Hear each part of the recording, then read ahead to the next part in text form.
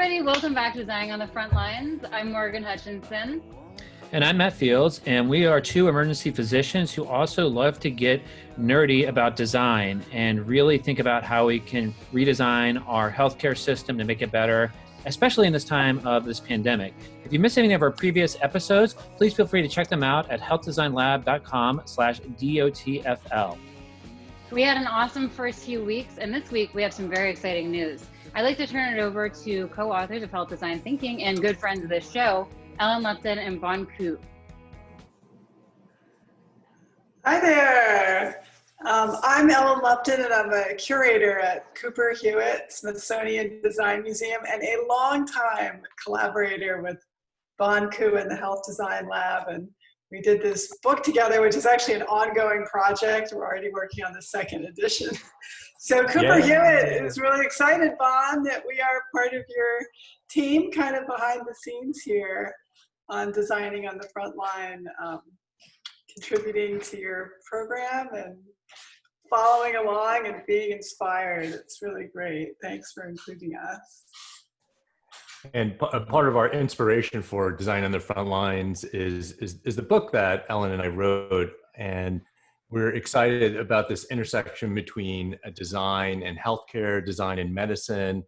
And we just wanted to create a casual, laid-back Friday afternoon experience or Friday night experience for those of you in Europe, or Friday early afternoon experience for those of you on the West Coast, where we bring a group of like-minded folks who want to explore this area and get some inspiration on how we can apply design and how we can apply methods in healthcare to practically create some solutions to the current pandemic that we are all experiencing. So thank you for being here. Thanks for the Cooper Hewitt folks.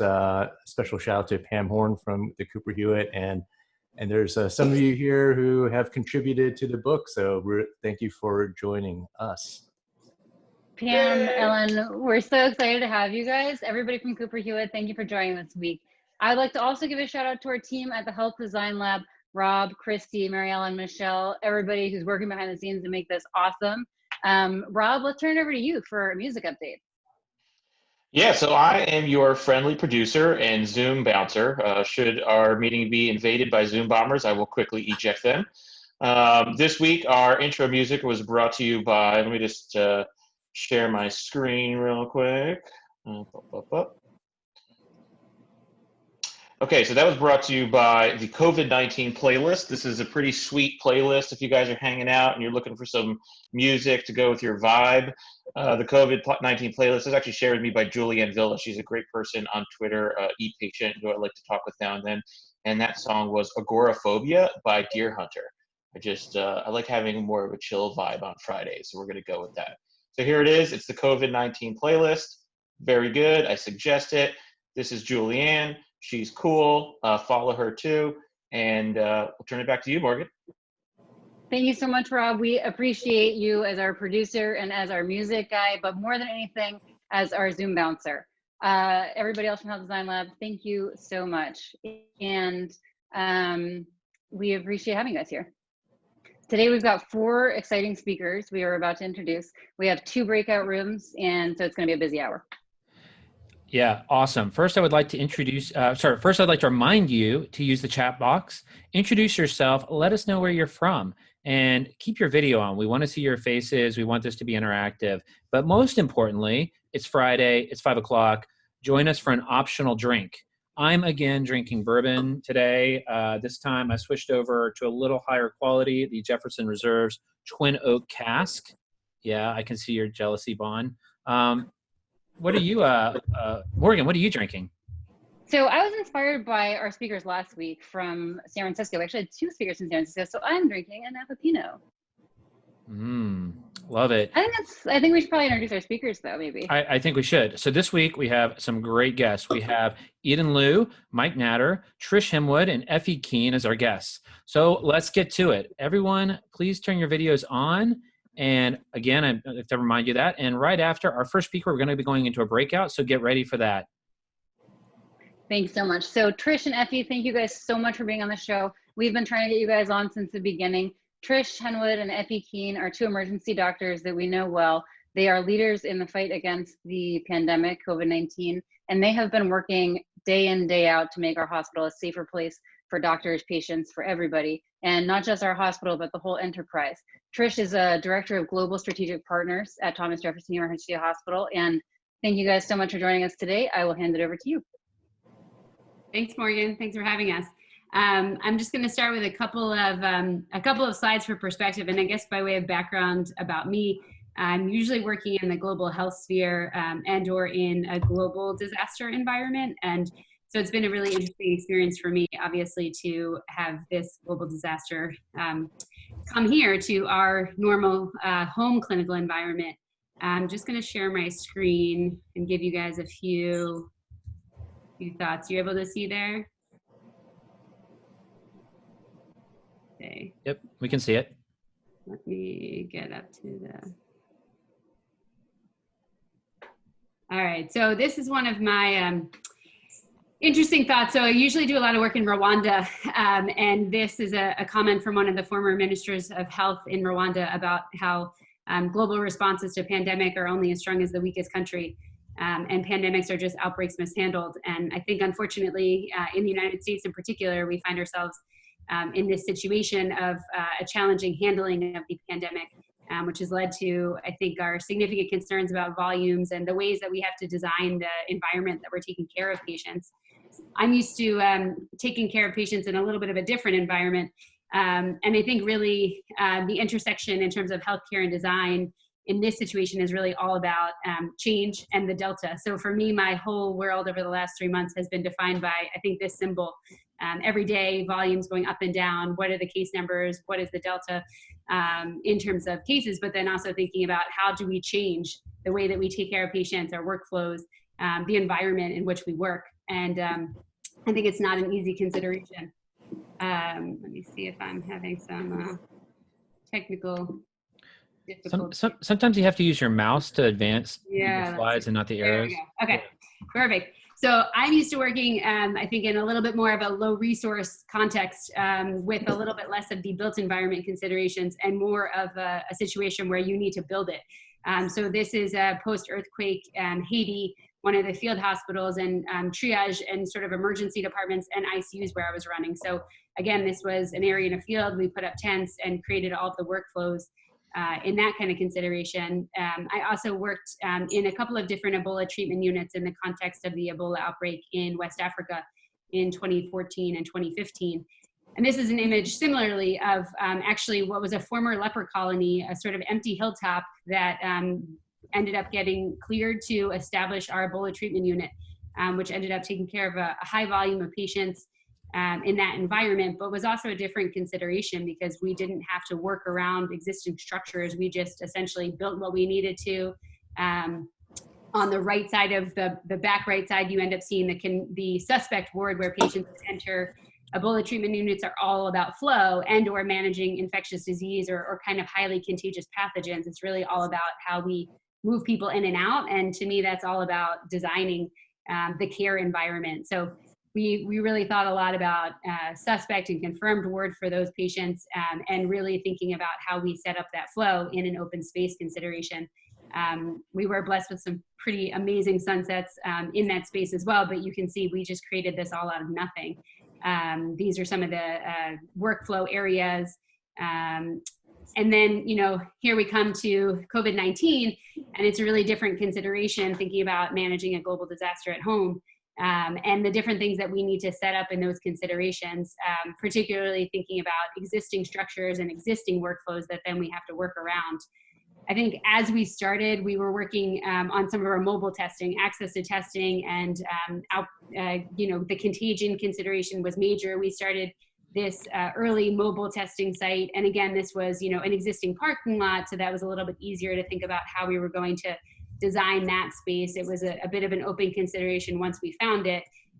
We shout out obviously to the design team and the collab trailer who ended up playing a pivotal part in our walk-up site in that area as we kind of designed workflows for both drive-up and walk-ups. I think the city aspect of the considerations around surge planning for us were really major, and how do we get people in on foot, and how do we manage volumes in a really fixed environment. We evolved those structures over time in terms of weather and other considerations that we came upon in the mobile testing environment. But then thinking about where we were going to manage patients because of some of these flow considerations and working around existing structures was a really big challenge for us. So this is our valet area for the emergency department at Jefferson. And we had to think of, this is the only space. You can see the ceiling there actually was a major consideration, and the type and size of a tent that we could fit in that space. And trying to work through, okay, where's the drive-in? Where are we redirecting traffic? Where can people enter and exit? Matt, shout out to Matt, who helped us with one of these additional design, thinking through the workspace. How do we make sure we have patients 6 feet apart? And then as we thought about actually operationalizing these, it became more significant working on flow. We ended up working with some of our architecture colleagues that I work with in the global space, actually to think about the patient flow in and out, who were the existing workflows of patients that were coming into the department, and how do we think about similar that one-way traffic. We don't want suspect patients kind of coming by other patients coming into the emergency department. And so I really in this role had to put on the, I think, design thinking hat with a lot of my colleagues to try to work through some of these considerations. As we were seeing things evolve in the region, particularly the New York caseload, and wondering how we were going to manage potential major surges. We were even going into spaces like our parking garages, trying to determine how we would repurpose them. This was an example of an amazing repurposing that we were thinking of as a model in a lot of groups that were using kind of garages or underground structures to create surge capacity. We were in a lucky situation where we were actually able to move this show inside. And that's where I'll let Effie kind of take over and talk a little bit about responding within the existing structures in our emergency department. Sure. So hi guys, I'm Effie. I'm going to share my screen as well. I just have some pictures to share with you guys. All right. So this is our current iteration of our sort of process map for where patients go through the ER, how they're triaged, where we send the people who are PUIs or people under investigation for COVID-19 versus where we send the people who are in the ER for other reasons. This is one of many iterations of this. So this is just a screenshot of my computer, and every single file except for a couple of pictures that you see is a different version of this process map, and all of these were made within 2 weeks. This is every day. The tests that were available to us changed, the timeline for how quickly they came back changed, the number of patients changed, the locations we were putting them changed, and the volume changed. So with that many degrees of change every day, some of these I made actually before we knew what was going to happen, or any kind of contingency scenario that we could think of. So I have, I mean, more than this, I have, I think, 20 or 30 of these just on my computer waiting. Similarly, at the beginning, we worked with our design team to make this chatbot to interface with the public and help people assess their own risk of having COVID or how sick they were and whether or not they needed to come to the emergency room. It was a really great effort, and people loved it, and it got used by, you know, over 1,000 people just within the first week or two, but it was almost immediately obsolete as soon as we posted it because the testing criteria and the tests available changed so quickly at the beginning. And it was really not until the last couple of weeks where we really got to a steady state. Sort of on the interior side in the ER, we had to divide the ER into a cohorted area for possible COVID cases, and then another area that was relatively clean, I guess. Initially, we were calling them hot and cold zone, but then we had a concern that people would think that the cold zone didn't have any risk of having any COVID patients. So then it became hot zone and less hot, low risk, you know, hot zone and not as hot zone, because really with this type of illness, it could be anywhere. So we made these signs to put out front to divert EMS to a different door when they were coming through with suspected COVID patients, and kind of divided the ER with barriers to try and keep a certain area, I guess, a little cleaner, a little safer. With that, we kind of had to do really rapid training of our entire staff on different PPE. So we had videos and protocols and reminders and signs posted on how to use the PAPRs and how to use N95s and appropriate donning and doffing. kind of trying to deal with the difficulty of training a very large group of people to do something that's technically rather complicated with all of the donning and doffing and making sure you're doing it easily, without actually being able to gather those people in a space and teach them and observe them doing it, because simplicity together. This is just a picture of our Papper Hood storage room. This room, for as long as I've been at Jefferson, has been completely empty and is now completely full of Papper Hoods of everyone who's been at Jefferson. To me, it's kind of actually a haunting image of this time, of all of the supplies that we're using to keep ourselves safe and how quickly everyone learned.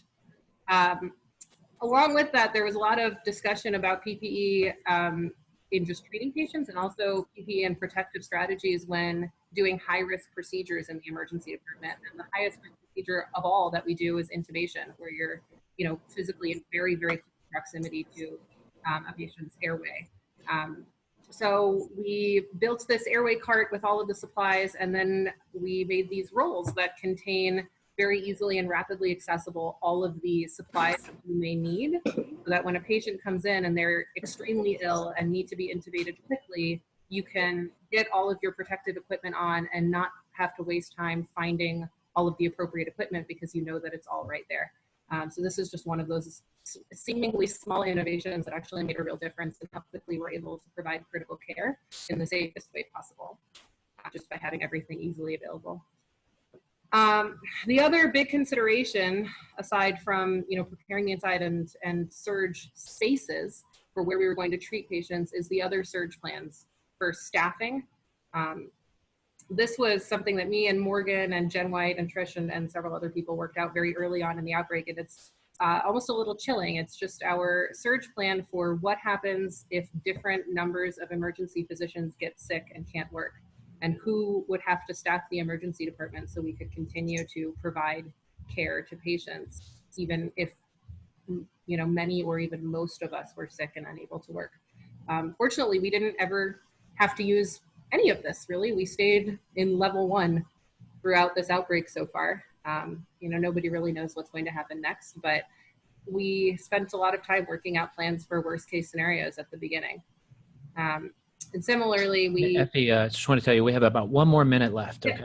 This is my last slide. Cool. So this is our final surge plan of what to do when, despite all of this preparation, all of this surge staffing planning, all of the surge spaces, the tents and the garage and the interior space, what to do when all of that is full and we still have more patients coming in. And another thing which never happened. So this was our planning for how we could provide care for patients at home when we couldn't admit them to the hospital because the hospital was full. A small and less extreme version of this has now been deployed, where we're able to discharge some patients with pulse oxes and some monitoring equipment at home, but we really never got beyond phase 1 with this either. We just have all of these surge plans, and we may continue designing if there's another surge in the future. So that's all I have.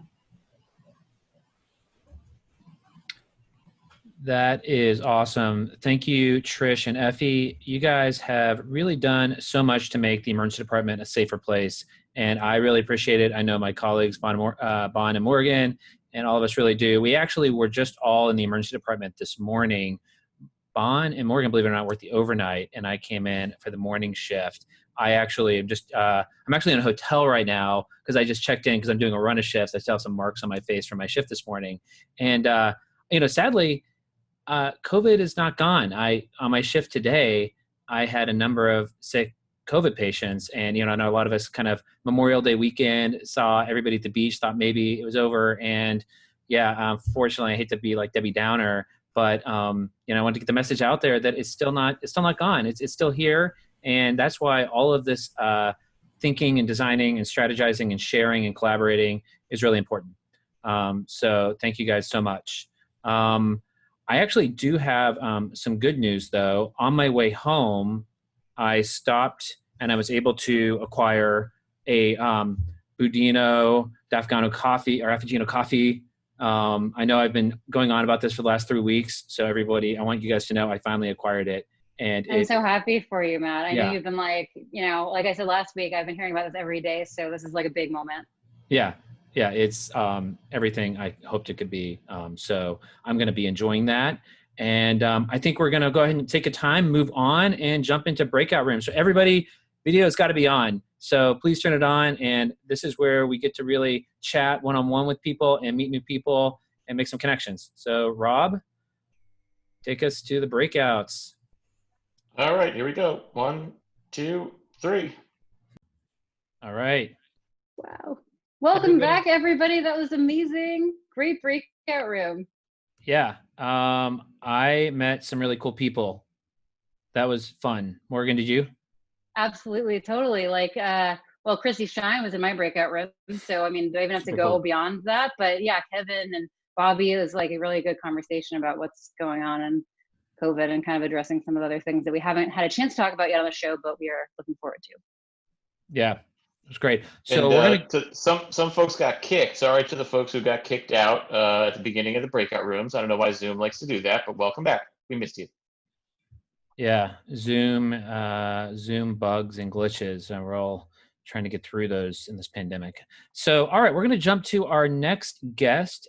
So, speaking of the importance of design, our next guest is Eden Liu. She is a designer from Texas with a broad body of work consisting of graphic design, UX, UI, packaging, furniture, architecture, exhibition design, and design strategy. She does it all. She's a great friend of the lab and has collaborated on a lot of cool projects with us. Eden, happy to have you with us. Thank you. I'm going to share my screen and see if this works. Yeah, so do you guys see my screen or do you just see like the keynote? It looks We good. see your screen. Oh, We see the keynote. If you hit play, I think it'll be good. Yeah. Cool. Okay. Cool. Yeah. So thanks for having me, you guys. I love working with a health design lab on all kinds of projects, and so I'm happy to be here sharing what I've been doing as a graphic designer.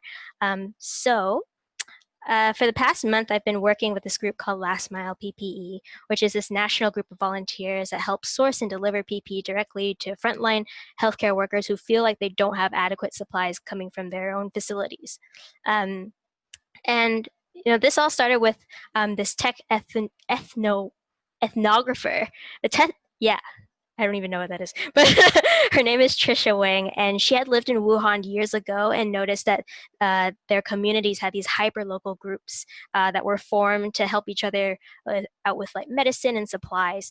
And so in times like these, when we can't rely on top-down measures to help us, it becomes the role of the community to just help each other out.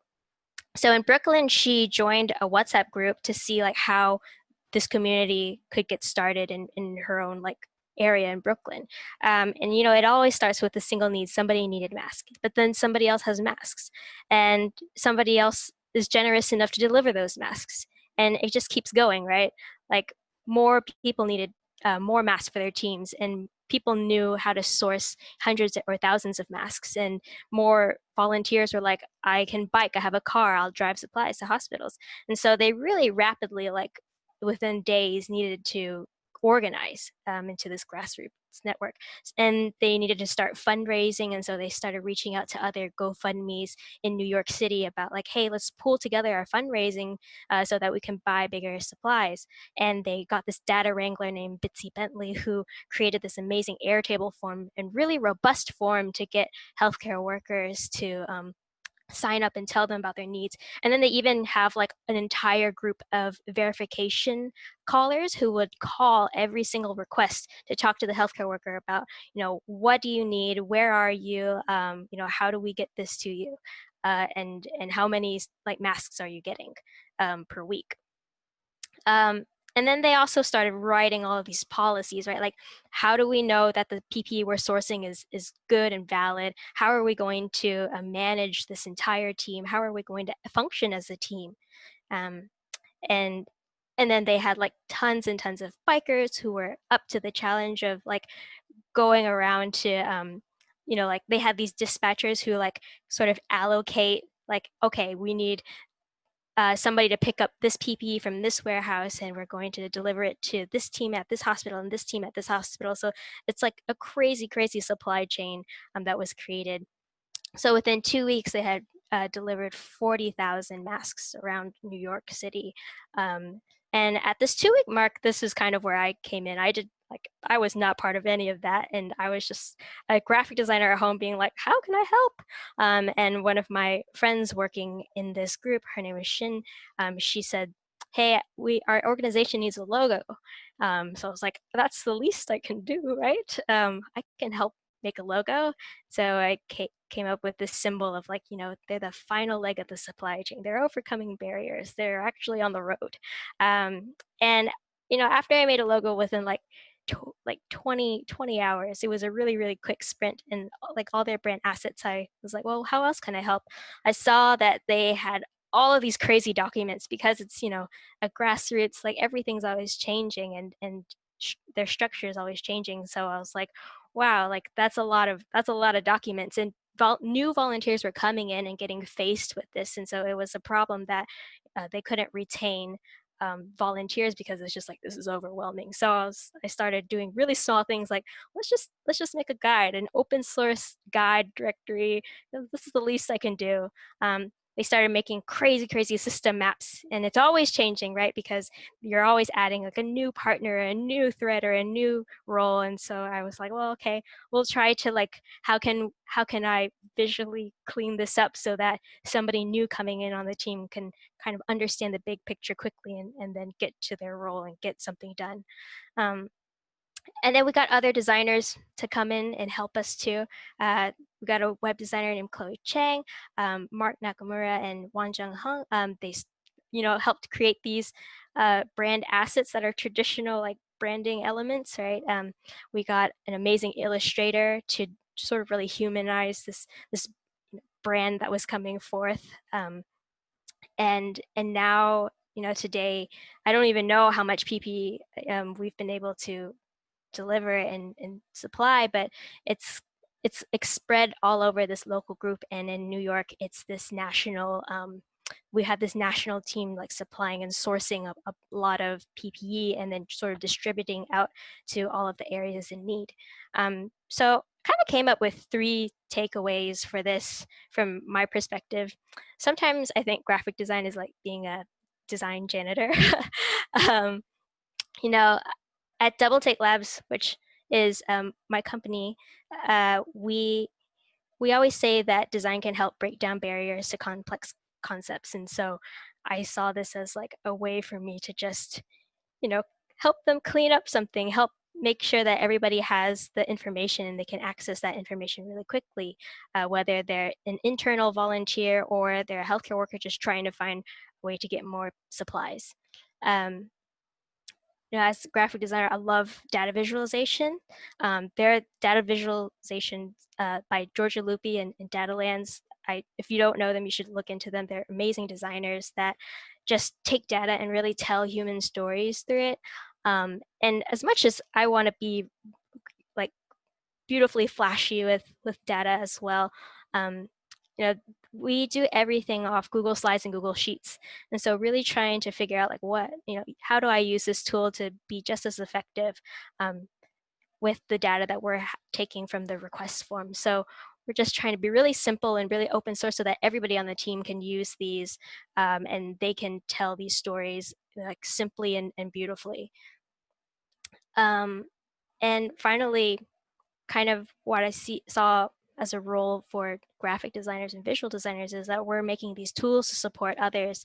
I love working with everyone that I've met for like just a month online virtually, because they're so excited, and that's kind of what keeps me going, is like if I can just help them make a presentation that can get more money from like a fundraiser, or just make a chart that helps like 100 more people better understand what their process is, what their needs are, what their problems are, then that could be something great.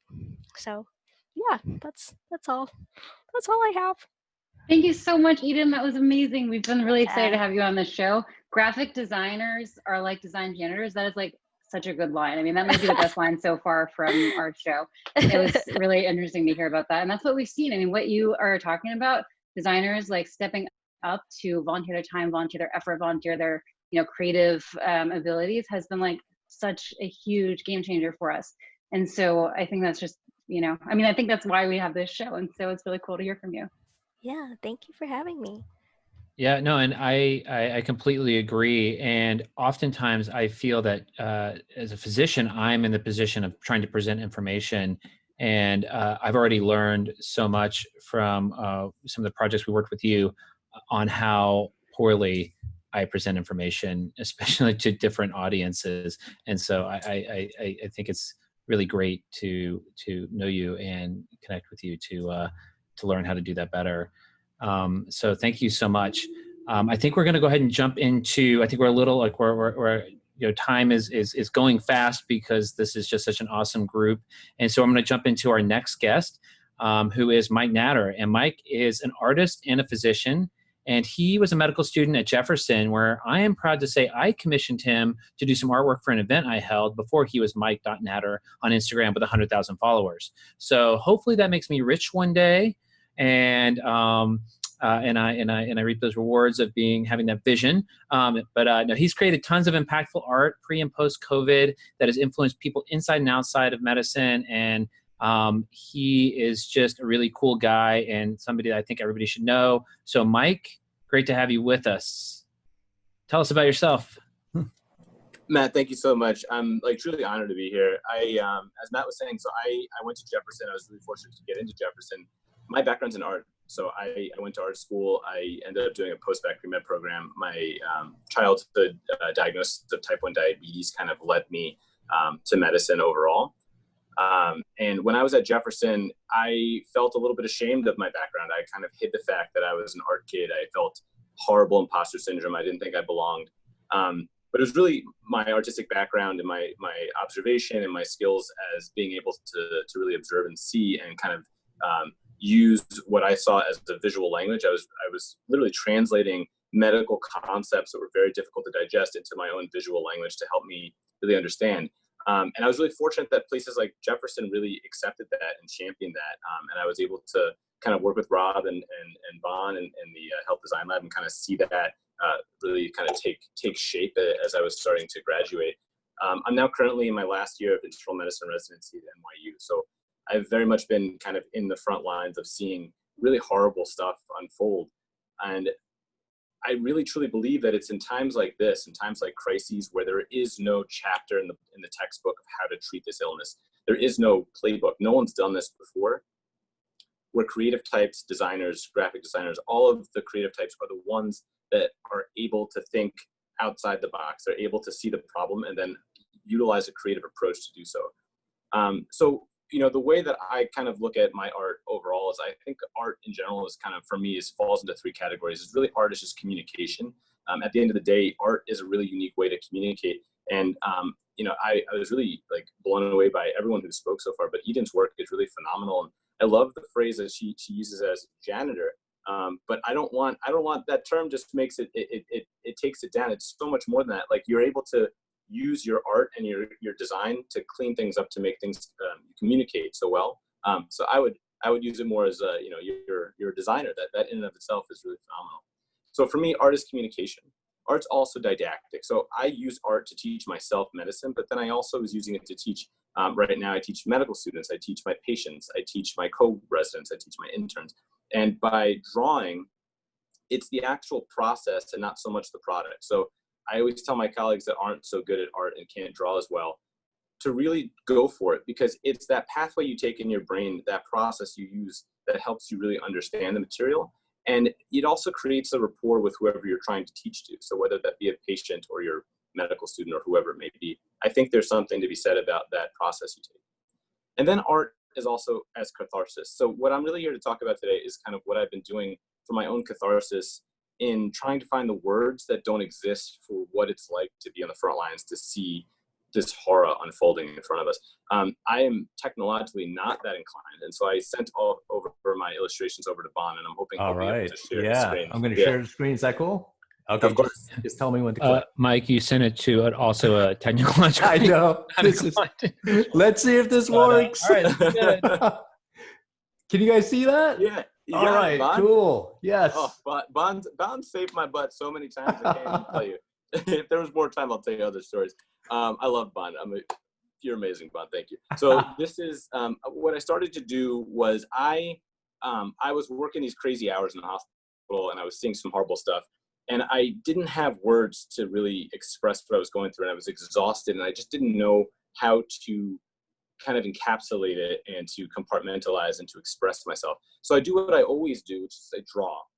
And I started to draw the images that were kind of burned into my mind, but a lot of those images were really my colleagues who were in their PPE. You know, it's very weird to be a physician who's used to, you're face to face with your patient. Like what we're doing now is very antithetical to our training. Our training is to be at the bedside. Our training is to hold our patient's hand, to learn their story, to examine them, to do physical exams. We are flipping that on its head, where we're trying to spend as little time with them in the room as possible because they're so infectious. So we become these faceless kind of astronaut monsters. And there is so much empathy and so much humanism behind all of that. And so I was really trying to kind of get that across, that there is this fear and this heroism and this bravery, but also this humanism that exists. So this is the first piece that I did that Bon just put up. This is a piece of a colleague of mine. She's a nurse on one of the COVID ICU units. And what drew me to this image was she had posted this image on her Instagram, and her eyes to me really just kind of took hold and told the whole story. And I wanted to use my platform to not really express myself as much as to tell their stories as well. And so I asked them to give me an anecdote about what it was like these past few weeks, these past few months. And so I would put their story in my handwriting behind the image to kind of help convey that image.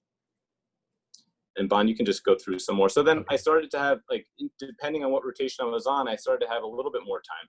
So I would take a little bit more time to hatch and really get into these. And again, it's really the eyes that would draw me in, because the rest of the face is so obscured, but the eyes were really telling the entire story.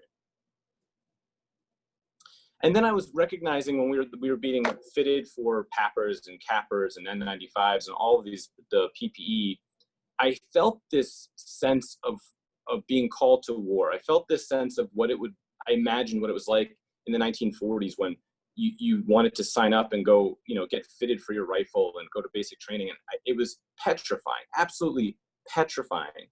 But also it felt like I could finally do some good. I was honored and privileged to have the training to be a physician, to actually do to help. But having that kind of trope of, war and that analogy of war was also very much, I felt that very, very heavily. And then I really wanted to, honor my classmates and my co-residents. And so I wanted to do a piece about them. And so I was juggling between putting a quote of, the Hippocratic Oath behind, or I think this one was actually a quote from Churchill during World War II that I ended up putting in the back there. Oh no! And you might recognize this guy. So Bon has always been just such an inspiration to me, and I'm sure to so many others. But he very much is the trailblazer in is straddling the two worlds that I am so passionate about, which is really art, design, and medicine. And seeing what he was going through from the designer's perspective, but also from an ER physician, who are the ER, the ER staff are truly the front lines of this whole war. And so I really wanted to kind of honor him in doing so, and he was very, very kind and gave me some quotes and some images to work from. Thanks, dude. That was cool. Yeah, Bon. This is a friend of mine who's an ER nurse here at NYU, who herself actually contracted COVID, was out for a couple weeks. And I actually think that is the fear. And I think it was either Trish or Effe was talking about the staffing for what happens if we fall ill. Like, what do we do if our staff becomes sick that we can't help others? And that for me was like the weird trigger. That was the fear of having to take care of my coworkers and seeing people get sick. I think that was, of all the things that scared me, that was the most fearful. And so seeing her get sick and then get better and come back, I really just wanted to kind of honor her and tell her story with this image here. Again, another nurse was working in the COVID ICU. Her story was just kind of, unfortunately, a little bit more emotional. She was exhausted, and she had that same fear that I think we all had, and she was much more vocal about that fear. And this is another version in color. And then this is a colleague of mine actually in LA. So this is a first-year internal medicine resident who went to NYU medical school. So I became friendly with her before she started. And the idea of starting your training as a physician in this time, I think, is extremely difficult and jarring. And I think there's a level trauma that gets sewn into what it's like to be a doctor. And I'm fortunate that I've had my residency. I'm a month away from graduating. I just couldn't imagine starting residency with this kind of pandemic. And then I played with a little bit of graphic medicine, or what is known as graphic medicine, which is kind of the combination of a graphic novel telling a medicine type narrative. And again, this kind of plays on the tropism and the analogy of what it's like to go to war. And at the end of every day, our program director would email us. And at the end of each email, he would leave a quote or a phrase or something that was trying to be uplifting. This is the last quote that he had left. And it just was it was very touching. It was very, it like rallied the troops. And I wanted to kind of capture that sentiment and with some images as well. And then this is a series that I did after coming back from, a rough stretch of nights. And this idea that, we have these routines where we have to decontaminate ourselves. And so when I would get home from the hospital, I would take everything off in my front door before I would walk into my tiny apartment. And then, you'd wash everything off feeling like you had this invisible enemy on you. And then it was in the shower when I realized that no matter how much you scrub and how much you wash, there's an emotional weight that invades and infects you that you really can't get rid of. And so kind of sitting with that, in this last image here, the next one that Bon's going to go to, was like this weight that I was kind of trying to unload so that I could fall asleep for the day to then go back to work that night. And it was kind of this spiral of emotion that I was going through, to that realization that, these seeds of trauma really, really sowed pretty deep. All right. Is that the last one? That might be it. Yeah. So really, really, really appreciate you guys having me. It's truly an honor. And I hope that I was able to give at least a lens from someone that's not quite a designer, not quite an artist, and just almost finished with residency, and very grateful for that. Mike, we are so lucky to have you. Thank you so much for coming on. I'm a huge fan of your work. I actually have a vintage Mike Natter t-shirt that you made one day back in the day for Ultrafest. So actually, I'm realizing I should have worn that, but I don't know if it's right.